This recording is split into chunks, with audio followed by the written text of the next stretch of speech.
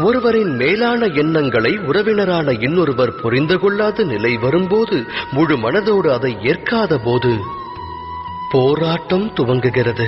அந்நிலை அதிகரிக்க அதிகரிக்க போராட்டமும் வலுக்கிறது.